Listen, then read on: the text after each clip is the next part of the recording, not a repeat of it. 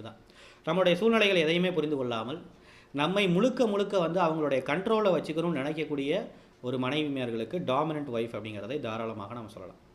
நம்மளுடைய சூழ்நிலை என்ன, நம்மளுடைய உணர்வுகள் என்ன, அந்த மாதிரி எந்த விதமான விஷயத்தையும் புரிஞ்சுக்காமல் ஜீரோ எம்பத்தியில் நீ எக்கேடு கெட்டு போனாலும் அதை பற்றி எனக்கு கவலை இல்லை, ஆனால் நீ என்னுடைய கண்ட்ரோலில் தான் இருக்கும். That's a matter.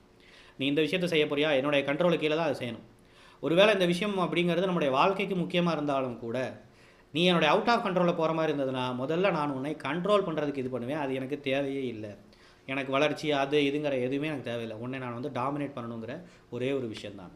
ஒட்டுமொத்தமாக அவங்க எப்படி இருப்பாங்க அப்படின்னா முழுக்க முழுக்க நம்மளுடைய நெகட்டிவான சைடை மட்டுமே வந்து பார்த்து அந்த வீக்னஸ்லேயே மீண்டும் மீண்டும் நம்மளை வந்து அந்த வீக்னஸை மீண்டும் மீண்டும் வந்து குத்துறது மூலமாக நம்மளை வந்து ஒரு கில்ட் கான்சியஸில் நம்ம வைத்து கொண்டே இருப்பார்கள். அவங்க வந்து ஒரு கேஸ் லைட்டனிங் பண்ணுவாங்க. கேஸ் லைட்டிங் என்ன ஆனது, உனக்கு ஒன்றுமே தெரியாது, நீ ஒரு வேஸ்ட்டு, நீ ஒரு தண்டம், இதை நீ நம்பித்தான் ஆகணும், உனக்கு ஒரு வழியே கிடையாது.